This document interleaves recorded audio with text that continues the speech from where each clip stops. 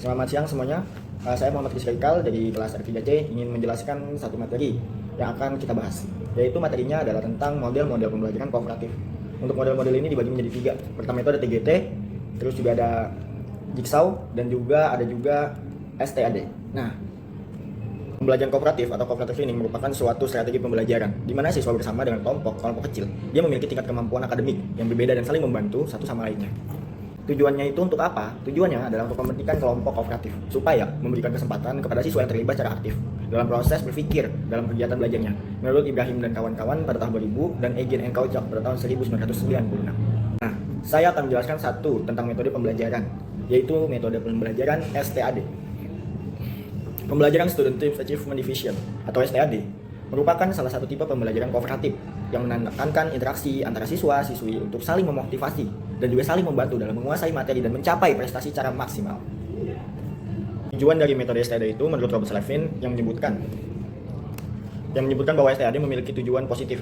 Ada 2 tujuannya. Pertama itu mendorong siswa agar saling membantu satu sama lain dalam menguasai dan memahami keterampilan maupun materi belajar yang disampaikan oleh guru. Kedua, meningkatkan hasil belajar para siswa. Ada juga manfaat dari metode STAD ini. Ada 4 manfaat yang akan saya jelaskan. Pertama itu, setiap siswa bisa saling memberikan motivasi agar lebih semangat selama belajar. Kedua, setiap siswa akan saling berbagi pengetahuan sehingga dapat meminimalisasi ketimpangan pengetahuan. Ketiga itu ada adanya diskusi untuk saling mampu membangun komunikasi timbal balik. Keempat itu menumbuhkan beberapa sifat positif seperti berpikir kritis, saling menghargai, dan juga saling bertanggung jawab untuk bekerja sama dan juga disiplin. Langkah-langkah STAD itu ada banyak teman-teman. Pertama itu kita harus membentuk kelompok yang anggotanya 4 orang secara heterogen, campuran atau menurut prestasi, jenis kelamin, suku, dan lain-lain. Kedua itu ada guru menyajikan pelajaran, seperti menyajikan sebuah PowerPoint ataupun menyajikan sebuah pembelajaran yang metodenya lebih interaktif gitu.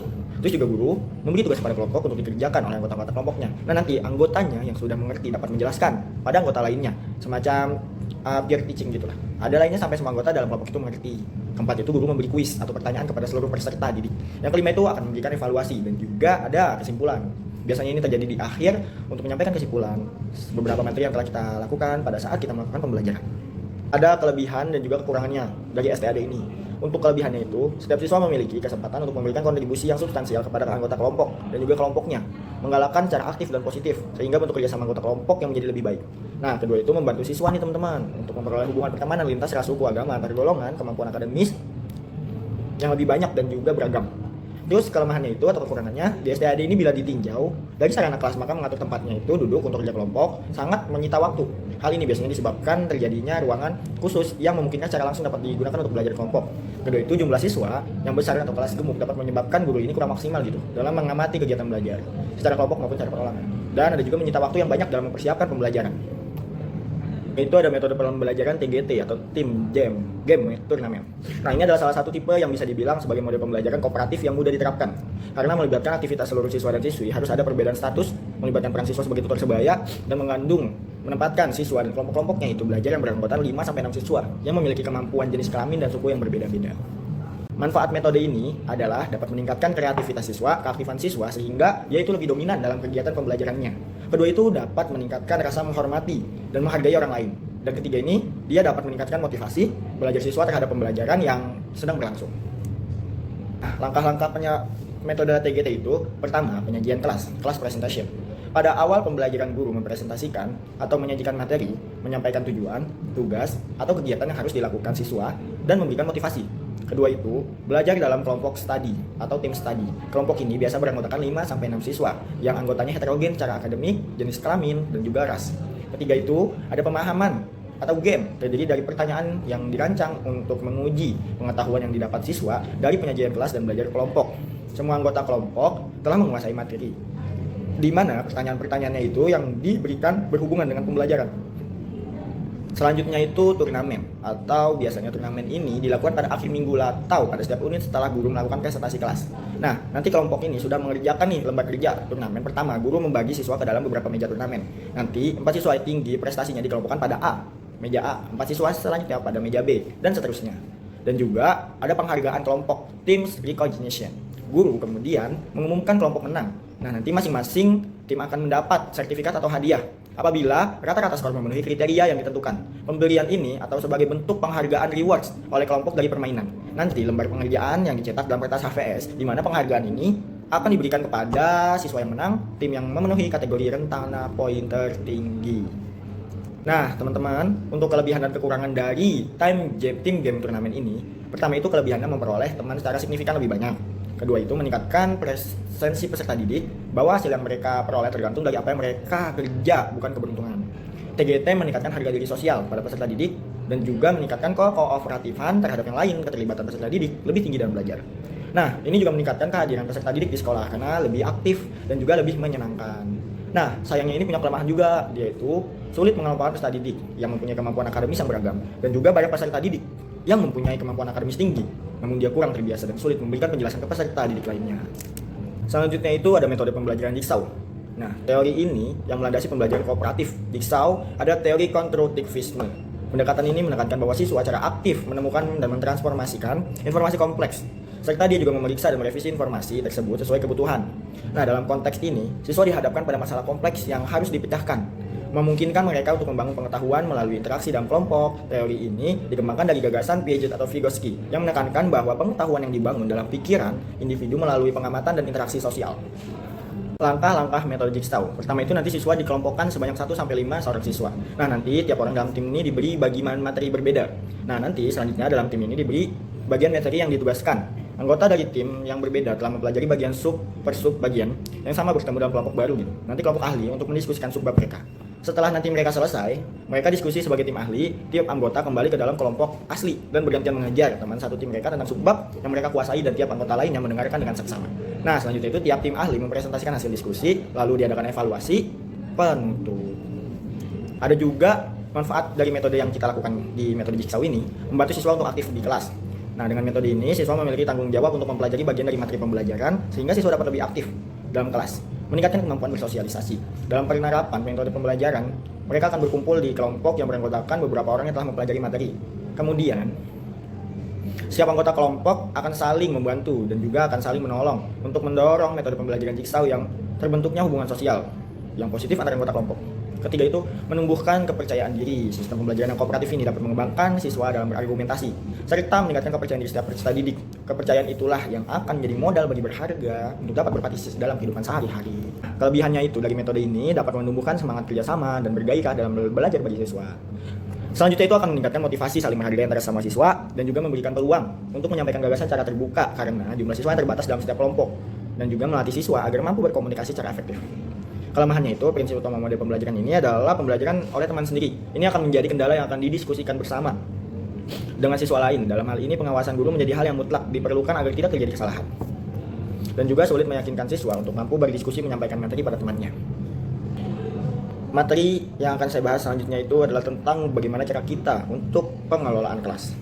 Pengelolaan merupakan terjemahan dari kata manajemen berasal dari kata to manage. Nah, yang berarti mengatur atau melaksanakan, mengelola, mengendalikan, dan memperlakukan. Namun, kata manajemen sendiri ini sudah diserap ke dalam bahasa Indonesia menjadi kata manajemen yang berarti sama dengan istilah pengelolaan, yakni sebagai proses mengkoordinasi dan mengintegrasikan kegiatan-kegiatan kerja agar dapat diselesaikan secara efisien dan efektif. Nah, menurut Pak Sudarsana tahun 2017, pengertian pengelolaan kelas ini adalah keterampilan guru untuk menciptakan dan memelihara kondisi belajar yang optimal dan mengembalikannya bila terjadi gangguan dalam proses belajar dan mengajar. Ada juga faktor-faktor pengelolaan kelas, teman-teman. Yang pertama itu ada faktor internal, terdiri dari emosi siswa, pikiran siswa, dan perilaku dan kepribadian. Emosi siswa ini artinya perasaan atau respon yang muncul pada diri siswa itu sebagai tanggapan dari situasi atau kejadian tertentu. Dan juga pikiran siswa bisa saja pergi ke tempat lain atau ke hal-hal yang memikirkan bukan tentang untuk pengetahuan ilmu yang telah diberikan oleh si pengajar. Dan juga perilaku kepribadian siswa, kita tahu bahwa tidak akan ada siswa mempunyai karakteristik atau kepribadian. Tapi siswa, perbedaan secara individual ini dilihat dari segi aspek, yaitu perbedaan biologis, intelektual, dan psikologis. Ada juga faktor-faktor pengelolaan kelas eksternal. Suasana lingkungan belajar, ruang kelas atau tempat lainnya yang digunakan untuk belajar harusnya itu kondusif sehingga mendukung berlangsungnya proses pembelajaran secara efektif. Nah, setiap siswa ini perlu diatur penempatannya. Siswa yang secara fisik lebih kecil mungkin sebaiknya duduk di paling depan. Untuk demikian juga untuk siswa yang lebih berisi atau mempunyai hambatan dalam hal pendengaran dan penglihatan. Nah, ruang lingkup pengelolaan kelas, yaitu pertama pengelolaan tata lingkungan fisik kelas. Artinya lingkungan fisik ini kelas harus bersih dan juga rapih dan juga sehat. Selain itu, pengaturan tempat duduk kelas harus disesuaikan dengan kondisi kelas. Selanjutnya, ada pengelolaan dan penegakan disiplin kelas. Pengelolaan disiplin dimaksud sebagai salah satu upaya untuk mengatur dan juga mengontrol perilaku siswa untuk mencapai tujuan yang lebih baik dalam hal pendidikan. Selanjutnya itu pengelolaan perilaku siswa. Nah, nanti siswa ini merupakan masalah karena terkait erat dengan efektif belajarnya dari kedua siswa dan perspektif guru. Maka dari itu pengelolaan perilaku siswa sangat penting. Prinsip-prinsip pengelolaan kelas itu harus hangat dan antusias. Diperlukan dalam proses ini, belajar dan mengajar. Dengan adanya suasana kelas yang hangat dan antusias, akan tercipta kegiatan kelas pengelolaan kelas yang berhasil. Tantangan: penggunaan kata-kata, tindakan, cara kerja, atau bahan-bahan yang menantang akan meningkatkan gairah anak didik untuk belajar sehingga mengurangi kemungkinan munculnya tingkah laku yang menyimpang. Selanjutnya, bervariasi penggunaan alat atau media atau alat bantu. Jadi gaya mengajar guru ini, pola interaksinya itu harus antara guru dan anak didik itu muncul. Gangguan apa yang disebutkan di atas merupakan kunci untuk tercapainya pengelolaan kelas yang efektif dan menghindari kejenuhan. Pengelolaan kelas yang efektif menurut Made Pidarta, yaitu pertama ada kelas, ada kelompok kerja yang diorganisasi untuk tujuan tertentu yang dilengkapi oleh tugas-tugas dan diarahkan oleh guru sebagai pengajar.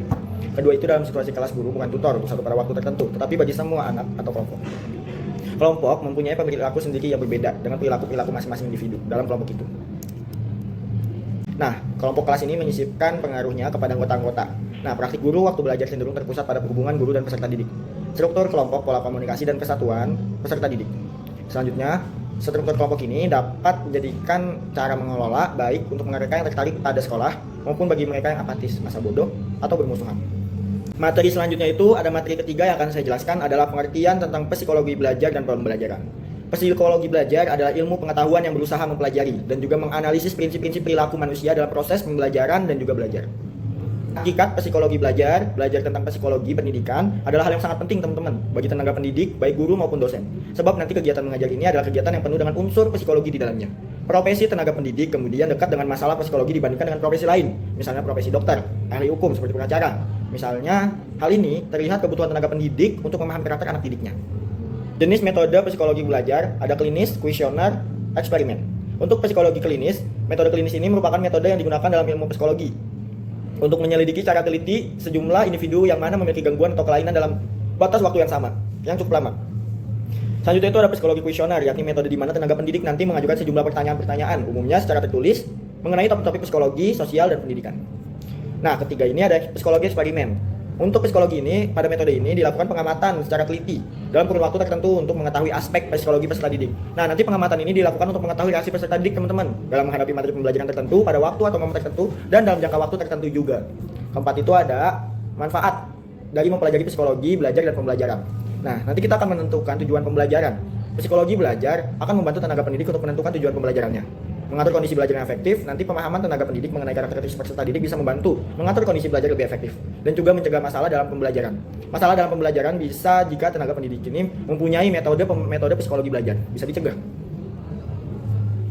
Selanjutnya itu mengatasi masalah peserta didik. Masalah dalam kegiatan pembelajaran bisa bersumber dari masalah pribadi. Maka untuk mengetahuinya, perlu dilakukan psikologi belajar dengan metode-metode yang sudah dijelaskan. Teori belajar dalam psikologi, ada teori behavioristik dan juga konstruktivisme. Untuk teori belajar behavioristik adalah teori belajar yang menitik beratkan pada perubahan tingkah laku dari peserta didik yang terjadi akibat dari interaksi antara dorongan dan juga respon. Nah, teori belajar konstruktivisme adalah menekankan pada proses pembelajaran yang berpusat pada siswa atau student-centered learning. Ada juga teori belajar humanistik. Nah, teori belajar ini berakar dari perspektif psikologi yang memandang setiap manusia sebagai individu yang secara utuh. Dan juga teori belajar sibernetik.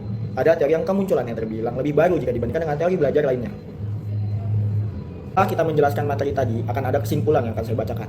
Nah, psikologi belajar adalah disiplin ilmu yang penting bagi pendidik untuk memahami proses belajar dan pengajaran. Melalui psikologi pendidikan, guru dapat menganalisis perilaku dan karakteristik siswa, sehingga mampu menciptakan sebuah lingkungan belajar yang efektif.